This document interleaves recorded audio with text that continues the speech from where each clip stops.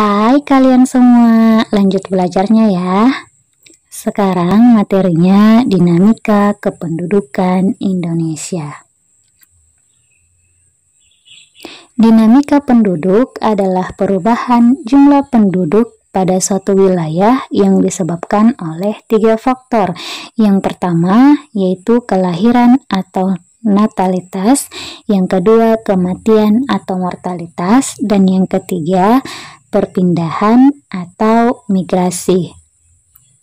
Untuk mengetahui bagaimana gambaran dinamika kependudukan Indonesia, kita akan bahas yang pertama jumlah penduduk, yang kedua persebaran penduduk, yang ketiga komposisi penduduk, yang keempat pertumbuhan dan kualitas penduduk, serta yang kelima keragaman etnik dan budaya. Oke, kita bahas yang pertama, jumlah penduduk. Berdasarkan data kependudukan dunia atau World Population Data Sheet dan biasa disingkat WPDS, pada tahun 2017, Indonesia menempati urutan keempat penduduk terbanyak dunia, di mana yang pertama ditempati oleh Tiongkok yang jumlah penduduknya 1,38 miliar jiwa, yang kedua India yang penduduknya 1,35 miliar jiwa, yang ketiga Amerika Serikat jumlah penduduknya 325 juta jiwa, dan Indonesia sendiri jumlah penduduknya 255,6 juta jiwa. Dengan jumlah penduduk Indonesia yang sangat besar, kalian tidak usah khawatir kalau ada yang ghostingin kalian. Bilang sama dia, kamu ninggalin aku, masih ada berjuta-juta penduduk Indonesia yang lain yang bisa saya seleksi. Ya kan? Canda ghosting. Dinamika kependudukan Indonesia yang kedua yaitu berdasarkan persebaran penduduk. Persebaran atau distribusi penduduk adalah bentuk penyebaran penduduk di suatu wilayah atau negara, apakah penduduk tersebut tersebar merata atau tidak. Nah, persebaran penduduk dapat dikenali dari kepadatan penduduk.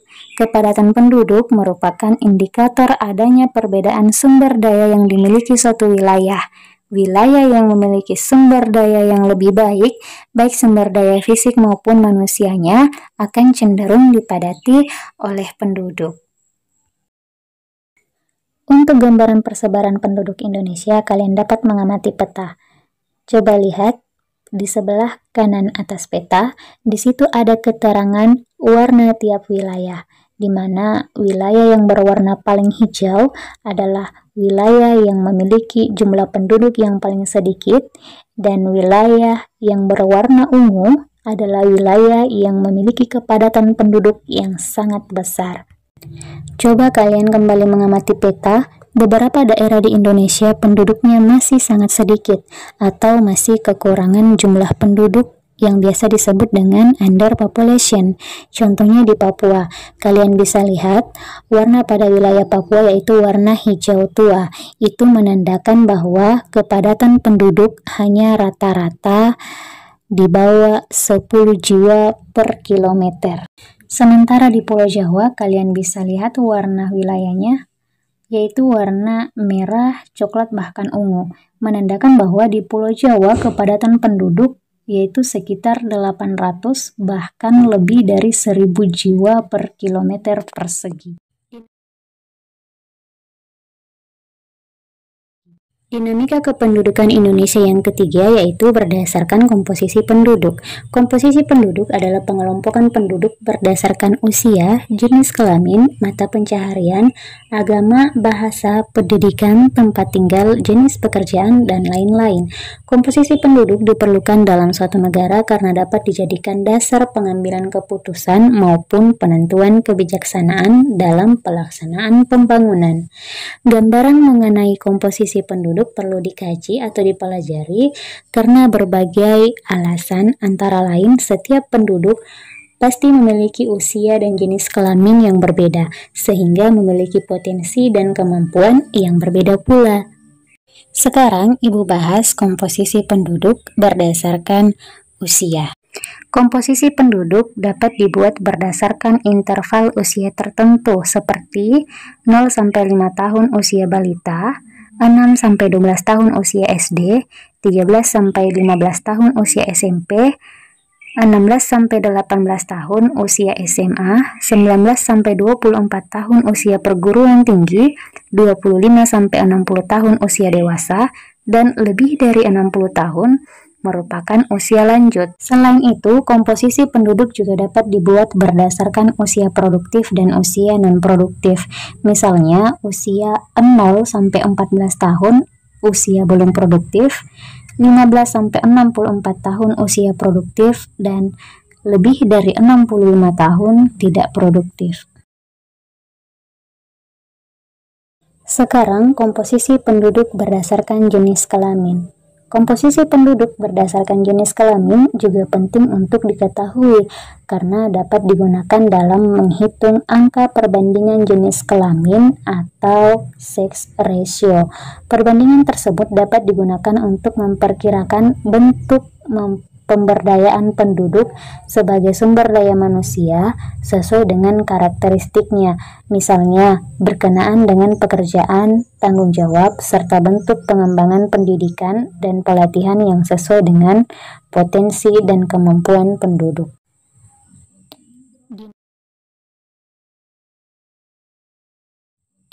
Dinamika kependudukan Indonesia yang keempat yaitu pertumbuhan dan kualitas penduduk.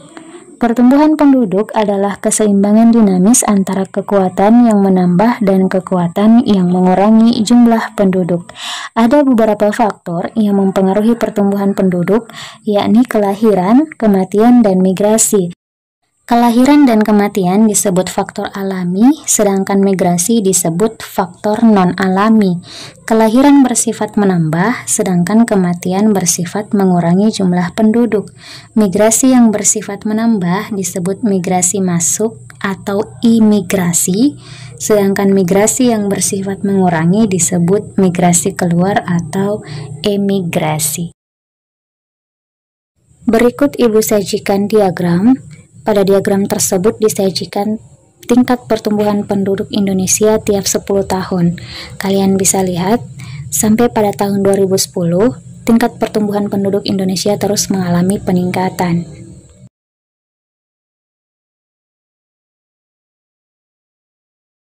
Lanjut materinya, dinamika penduduk Indonesia berdasarkan keragaman etnik dan budaya. Masyarakat Indonesia merupakan masyarakat yang memiliki suku bangsa dan budaya yang sangat beragam. Suku bangsa sering juga disebut etnik. Suku bangsa berarti sekelompok manusia yang mempunyai kesatuan budaya dan terikat oleh kesadaran budaya tersebut, sehingga menjadi identitas. Nah, ini pengertian suku bangsa menurut Koenjeraningrat ya. Untuk keragaman etnik dan suku bangsa Indonesia, saksikan video berikut.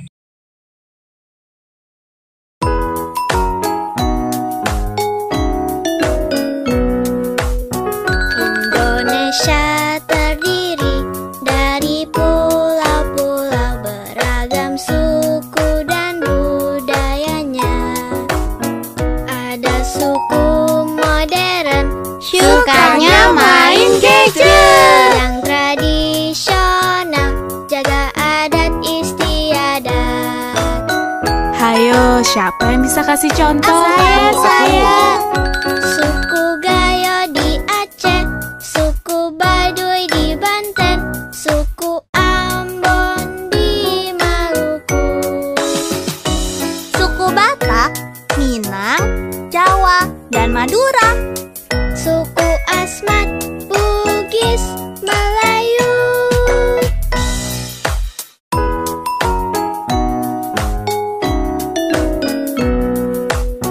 Tiap suku memiliki macam-macam budaya, baju, lagu, tarian, dan bahasa. Rumah adat, alat musik, senjata tradisional, makanan khas, dan juga legenda. Kita mulai dari bajunya yuk. Kebaya dari Jawa, dari Sunda juga ada. Kalau ulos dari Sumatera. bahasa daerahnya juga banyak sekali. Bahasa Jawa,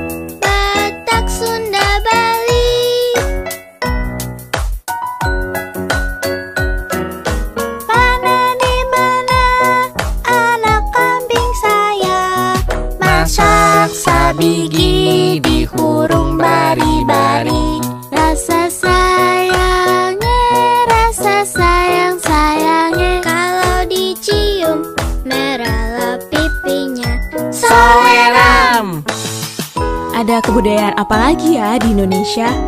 Kita lihat dari tariannya dulu yuk. Ada tari jaipong dari Jawa Barat dan tari serimpi dari Jawa Tengah. Ada juga alat musik daerah. Contohnya angklung dari Jawa Barat dan gamelan dari Jawa Tengah. Senjata tradisional yang terkenal ada golok dan keris.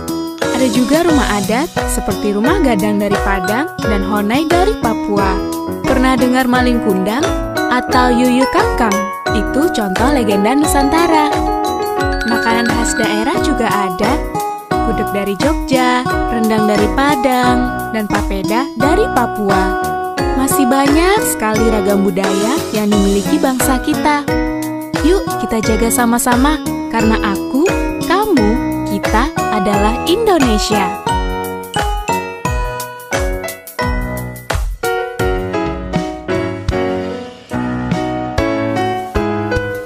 Hargai keragaman bangsa. Jangan kita saling mencelah. Cintailah budaya kita. Berteman dengan siapa saja. Indonesia terdiri dari pulau-pulau beragam suku dan budayanya. Tapi kita semua satu Indonesia. Jangan lupa Bhinneka Tunggal Ika.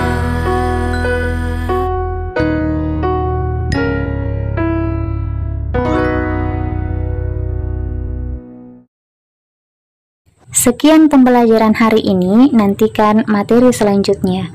Jika kamu tidak dapat melakukan hal-hal hebat, lakukan hal-hal kecil dengan cara yang hebat. Jadilah kalian generasi kebanggaan bangsa, karena dunia ini baik pada orang-orang yang bersemangat dan ingin tahu. Mamuju 1 September 2021.